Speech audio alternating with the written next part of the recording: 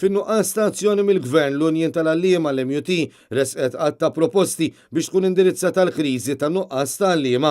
F'konferenza tal-aħbarijiet, il-President tal-MUT Marco Bonnici spjega li bil-proposti tagħha il-Union trid tenfasizza l-ħtieġa li tkun indirizzata din il-kriżi li dejjem qed tkompli tikber.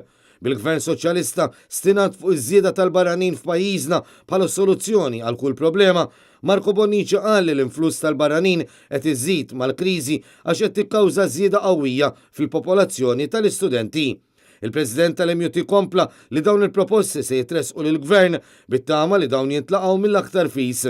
Dan hekk kif l-Unjoni konxja li proposti oħrajn damu ma bdew jintlaqgħu. Ġbajna nismaw bin-nuqqasijiet u bin-nuqqas tazzjoni biex l-affarijiet jitterġgħu. U daqstant konna proattivi u ħriġna aħna bi proposti ta' soluzzjonijiet.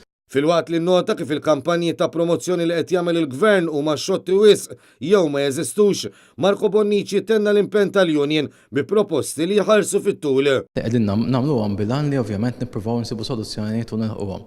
Fil-passat kien hemm proposti li damu ma ntlaqgħu min-naħa tal-Gvern jew l-amministrazzjoni rispettiva. Pereżempju waħda minnhom kienet li jsir awditjar tas-sigurtà fl-iskejjel. Fost l-oħrajn l-MUT qed tipproponi aktar għarfien dwar korsijiet li waslu lill-istudenti jażlu din il-professjoni kif ukoll inċentivi għall-istudenti b'titjib fl-istipendji u inċentivi fiskali jekk jażlu korsijiet li waslu għall-professjoni tal-għalliema. L-MUT notat b'diżappunt kif għatta korsijiet illum qed ibatu minn restrizzjoni fl-ammont ta' studenti li jilqgħu. Minnaħa l-oħra qalet li dawn il-korsijiet għandhom jilqgħu aktar studenti billi jekk hemm bżonn il-korsijiet isiru fil-għaxija. Il-Union tal-Għalliema qed tipproponi wkoll awditjar minn organizzazzjoni indipendenti biex ikunu stabiliti l-fatturi fil-kundizzjonijiet tax-xogħol li qed waslu biex l-edukaturi jħallu l-professjoni. Minnaħa l-oħra dawk li laħqu l-età tal-irtirar u jkunu jridu jibqgħu jagħtu servizz għandhom ikunu inċentivati.